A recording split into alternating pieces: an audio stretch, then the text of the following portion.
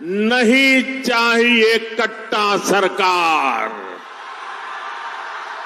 नहीं चाहिए कट्टा सरकार। फिर एक बार, फिर एक बार, फिर एक बार, नहीं चाहिए, नहीं चाहिए, नहीं चाहिए, नहीं चाहिए। फिर एक बार, फिर एक बार, फिर एक बार। साथियों, आपने तो कई लोगों की नींद हराम कर दी। आप नीचे बैठिए भाई, आप बैठिए नीचे। आप फोटो लाए हैं, मैं आपका बहुत आभारी हूं। यहां पार्टी कार्यालय में दे देना। आप लोगों ने ये 3 मिनट में अच्छों की नींद उड़ा दी है जी।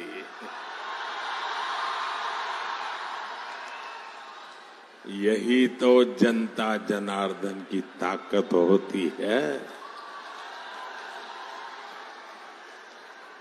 साथियों, मां सीता की इस पुण्य भूमि पर आया हूं,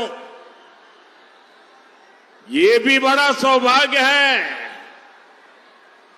और मुझे 5-6 साल पहले का आज का ही दिन याद आता है। आपको भी याद आ जाएगा। वो तारीख थी 8 नवंबर 2019। याद कीजिए, 8 नवंबर 2019 माता सीता की इस धरती पर मैं आया था।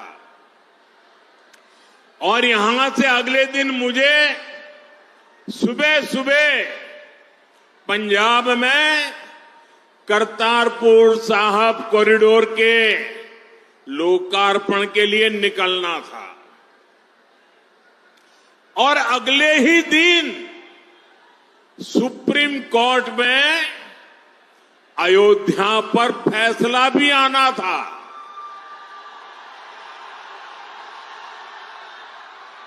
मैं मन ही मन प्रार्थना कर रहा था कि सीता मैया के आशीर्वाद से फैसला रामलला के पक्ष में ही आए। मैं लगातार प्रार्थना कर रहा था। और साथियों, जब सीता माता की धरती से निकलते हुए प्रार्थना करूं, वो प्रार्थना कभी विफल जाती है क्या? इस धरती की ताकत है कि नहीं है? और यही तो मां के आशीर्वाद है। और साथियों, ऐसा ही हुआ। सुप्रीम कोर्ट ने रामलला के पक्ष में ही फैसला दिया। आज मां सीता की इस पुण्य भूमि पर आया हूं, आपका आशीर्वाद ले रहा हूं। और उस इतने सारे उत्साह से भरे लोगों के बीच वो दिन याद आना बहुत स्वाभाविक है। साथियों, मां सीता के आशीर्वाद से ही बिहार विकसित बिहार बनेगा। ये जो चुनाव है, ये विकसित बिहार बनाने के लिए है। ये चुनाव तय करेगा आने वाले सालों में बिहार के बच्चों का भविष्य क्या होगा, आपके संतानों का भविष्य क्या होगा, आपके बेटे बेटियों की आने वाली कल कैसी होगी। और इसलिए ये चुनाव बहुत अहम है। साथियों, आरजेडी वाले बिहार के बच्चों के लिए क्या करना चाहते हैं, ये इनके नेताओं के चुनाव प्रचार में साफ साफ दिखता है। आप जरा ये जंगल राज वालों के गाने और उनके नारे जरा सुन लीजिए, आप कांप जाएंगे। क्या बोलते हैं, क्या सोचते हैं। आरजेडी के मंचों पर मासूम बच्चों से कहलवाया जा रहा है। क्या कहलवाया जा रहा है? वो बच्चे कह रहे हैं उन्हें रंगदार बनना है, रंगदार बनना है।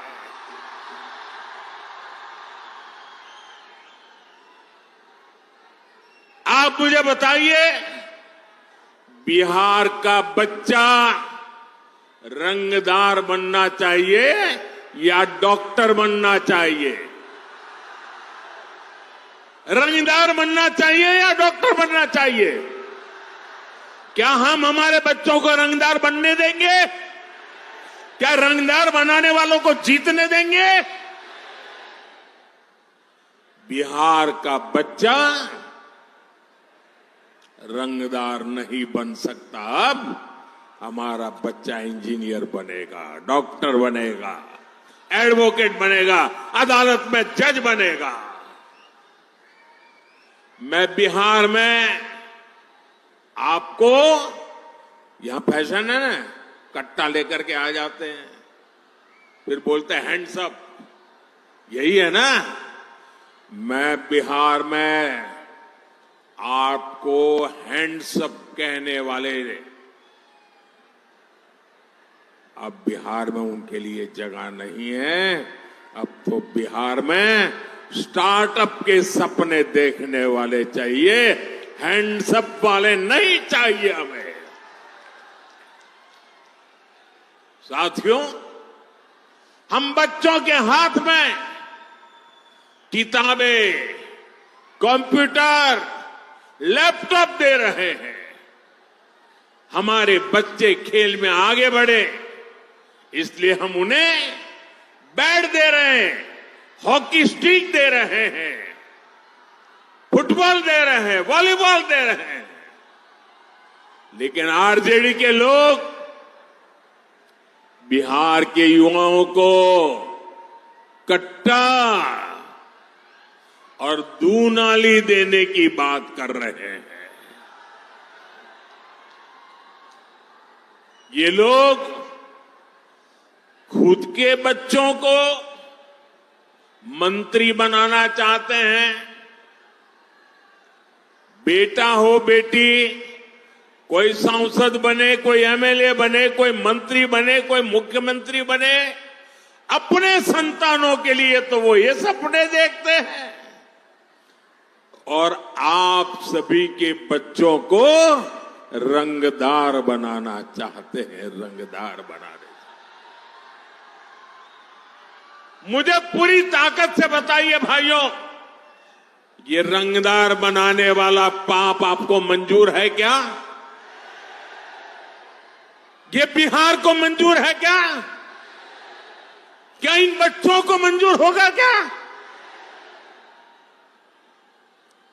साथियों, जंगल राज का मतलब है कट्टा, क्रूरता, कटुता, कुसंस्कार, करप्शन। क्या कर रहे हैं लोग? ये कुसंस्कार से भरे हुए लोग हैं, कुशासन का राज चाहते हैं। भारत रत्न जननायक कर्पूरी ठाकुर जी, भोला पासवान शास्त्री जी, ऐसे महान नेताओं ने बिहार को सामाजिक न्याय और विकास का विश्वास दिया था। लेकिन जैसे ही जंगल राज आया, वैसे ही बिहार में बर्बादी का दौर शुरू हो गया। आरजेडी वालों ने बिहार में विकास का पूरा माहौल ही खत्म कर दिया। साथियों, ये आरजेडी और कांग्रेस वाले उद्योगों की एबीसी भी नहीं जानते। ये उद्योगों में सिर्फ ताले लगाना जानते हैं। 15 वर्ष के जंगल राज में एक भी बड़ी फैक्ट्री, बड़ा कारखाना बिहार में नहीं लगा। यही मिथिला में जो मिलें थी, फैक्ट्रियां थी, वो भी बंद हो गई। 15 वर्ष के जंगल राज में कोई भी बड़ा अस्पताल, मेडिकल कॉलेज बिहार में नहीं बना। इसलिए जंगल राज वालों के मुंह से विकास की बातें सिर्फ और सिर्फ सफेद झूठ है। साथियों, जंगल राज के समय में बिहार के लोगों का सरकार से भरोसा ही उठ गया था।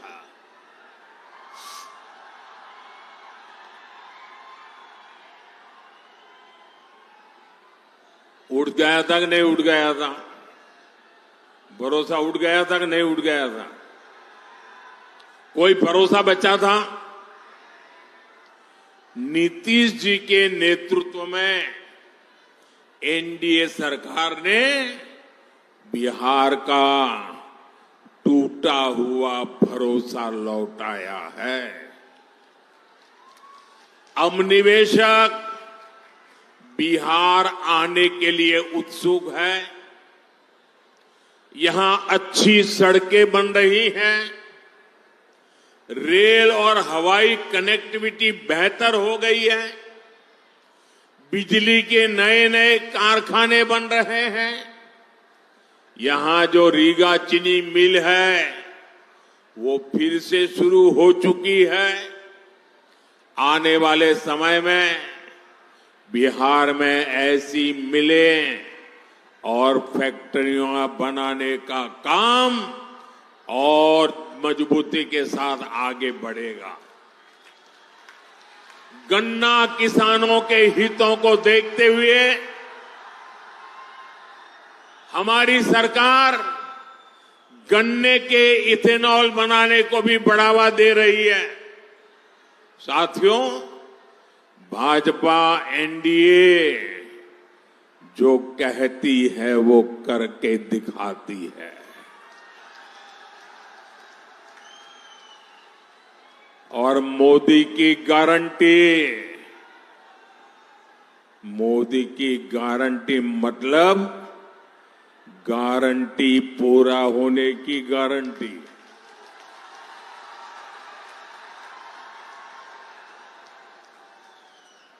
बिहार की समृद्धि का बहुत बड़ा आधार आत्मनिर्भर भारत अभियान भी है।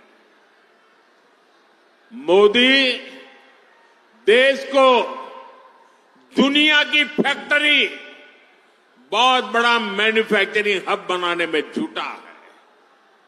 ये तभी हो सकता है जब बिहार में खेती से जुड़े उद्योग लगे, बिहार में पर्यटन का विस्तार हो, यहां टेक्नोलॉजी से जुड़े उद्यम लगे, मैन्युफैक्चरिंग पर ज्यादा से ज्यादा निवेश हो। आने वाले सालों में हम इस काम को और तेजी से करने वाले हैं। मैं इसका रास्ता एनडीए ने अपने घोषणा में भी बताया है, घोषणा पत्र में बता करके रखा हुआ है। साथियों, यहां के हमारे नौजवानों में, हमारी बहनों में अद्भुत सामर्थ्य है और मोदी आपके श्रम, आपका सामर्थ्य, आपकी कला का ब्रांड एम्बेसडर है।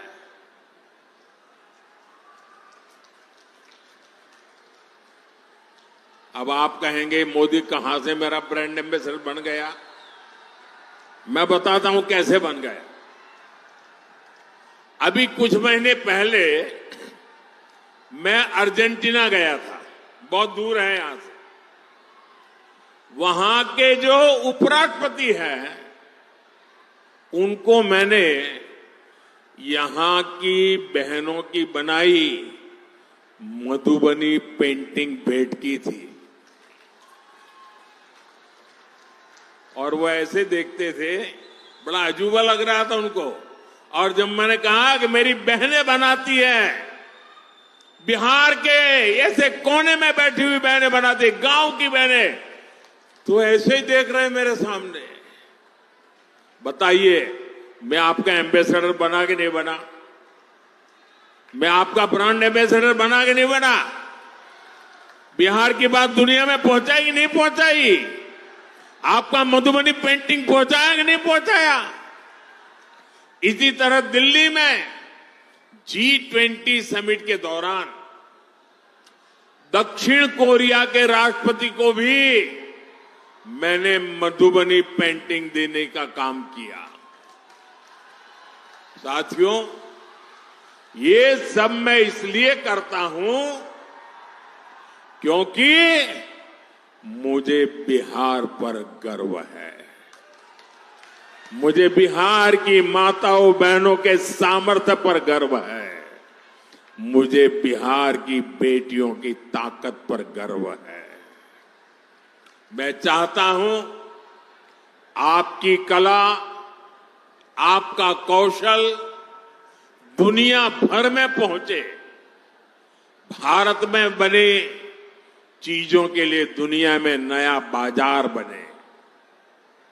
साथियों, एक समय था जब बिहार दूसरे राज्यों से मछली मंगाता था, लेकिन एनडीए सरकार की नीतियों का असर है कि बिहार अब दूसरे राज्यों को मछली भेजने लगा है।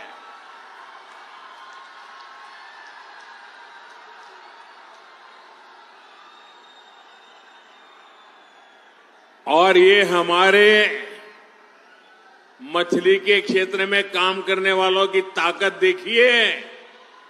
बड़े बड़े लोग भी यहां की मछली अब देखने के लिए आ रहे हैं, पानी में डुबकी लगा रहे हैं।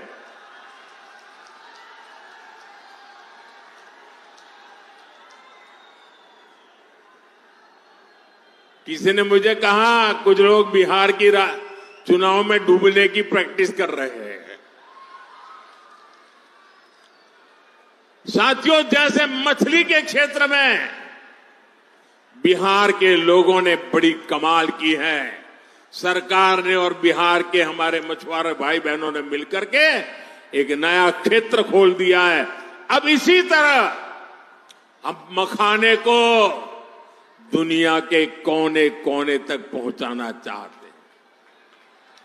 बिहार का मखाना दुनिया के घर घर तक पहुंचेगा तो फायदा छोटे किसानों को होगा। साथियों, ये माता सीता की धरती है।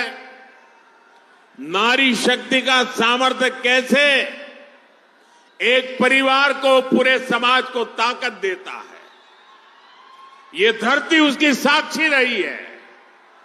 हमारी एनडीए सरकार भी महिला सशक्तिकरण के मंत्र के साथ आगे बढ़ रही है। और मेरी सभी नौजवानों से प्रार्थना है, साथियों, जगह है नहीं, आप कृपा करके जहां है वहीं रुक जाइए।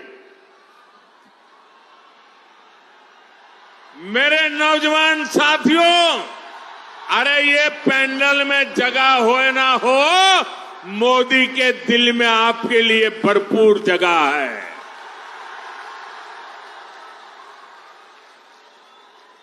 साथियों, सरकार की नीतियों और निर्णयों का असर हम हर क्षेत्र में देख रहे हैं। साथियों, यही बिहार के राजगीर में पिछले वर्ष महिला हॉकी की एशियाई चैंपियनशिप हॉकी टूर्नामेंट हुई थी। हमारी बेटियां चैंपियन बनी थी। कुछ दिन पहले भारत की बेटियों ने क्रिकेट विश्व कप भी जीता है। ये क्रिकेट के इतिहास में पहली बार हुआ है। 3 दिन पहले ही ये विश्व विजेता हमारी बेटियां दिल्ली में प्रधानमंत्री आवास पर आई थी। उनका आत्मविश्वास देखकर मुझे गर्व हो रहा था। गांव कस्बों से निकलकर हमारी बेटियां 140 करोड़ भारतीयों का अभिमान बनी है। साथियों, हमारी बेटियों का ये नया आत्मविश्वास इसलिए आया है क्योंकि हमारी सरकार कदम कदम पर नारी शक्ति के साथ खड़ी है। अब आप देखिए, जनधन बैंक खाते, मजाक उड़ाते थे मेरी कि महिलाओं के जेब में पैसा नहीं होता है, खाते कैसे खोलेंगे। अरे मैंने कहा 1 भी रुपया दिए बिना भी मैं खाते खोलूंगा। और मैंने खोले। और ये सिर्फ एक पासबुक देने का मामला नहीं था, ये बहनों बेटियों को आर्थिक रूप से सक्षम बनाने का माध्यम बना। मैं आपको एक और उदाहरण देता हूं। आजकल मुख्यमंत्री महिला रोजगार योजना की बहुत चर्चा है। बिहार की 1,40,00,000 बहनों के खाते में 10-10 हजार रुपया पहुंच चुके हैं। कल्पना कीजिए, अगर बहनों के बैंक खाते ही न खुलते तो क्या ये योजना बन पाती। मोदी ने बैंक खाते खुलवाए, नीतीश जी की सरकार उनमें बहनों को सहायता भेज रही है। आज पाई पाई बहनों के खाते में पहुंच रही है।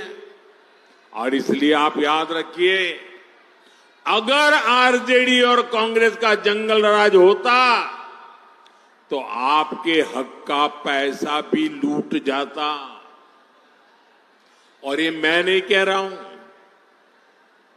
ये कांग्रेस के नामदार है ना, उनके पिताजी खुद कहते थे जब वो प्रधानमंत्री थे और पूरे देश में पंचायत से पार्लियामेंट तक सिर्फ और सिर्फ कांग्रेस का ही झंडा फहरता था। सारी सरकारें उनकी थी, म्युनिसिपैलिटी उनकी, ग्राम पंचायत उनकी, सब कुछ उनका था। उस समय कांग्रेस के एक प्रधानमंत्री, ये नामदार के पिताजी, वो कहते थे कि दिल्ली से 1 रुपया निकलता है तो गांव में जाते जाते 15 पैसा हो जाता है। जरा बताओ, ये कौन सा पंजा था जो 1 रुपये को घिसता घिसता घिसता 15 पैसे कर देता था। ये कौन सा पंजा था। आज भाइयों बहनों, अगर पटना से 1 रुपया निकलता है तो पूरे 100 पैसे आपके खाते में जमा होते हैं। आज दिल्ली से 1 रुपया निकलता है तो 100 के 100 पैसे आपके खाते में जमा होते हैं।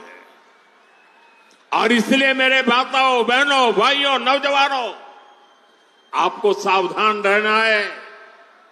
कांग्रेस आरजेडी आपका पैसा लूटने की फिराक में बैठी है। साथियों, कांग्रेस और आरजेडी के लोग इतने सालों तक सत्ता में रहे, इन लोगों ने विकास के नाम पर सिर्फ घोटाले किए।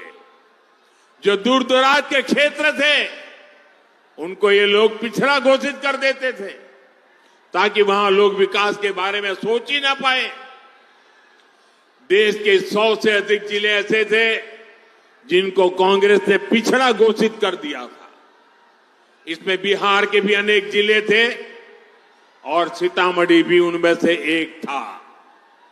साथियों, जिनको इन्होंने पिछड़ा घोषित किया था उनको हमने आकांक्षी जिला बनाया, वहां मिशन मोड पर विकास शुरू किया।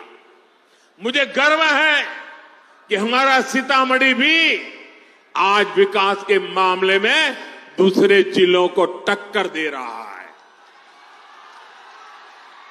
आज सीतामढ़ी में पूरे बिहार में विकास की नई रफ्तार दिखाई दे रही है। नई रेल लाइनें, अमृत भारत जैसी नई रेल सेवा, आधुनिक रेलवे स्टेशन, नया इंजीनियरिंग कॉलेज, नया मेडिकल कॉलेज, ये सब अब सीतामढ़ी की पहचान बन रहे हैं।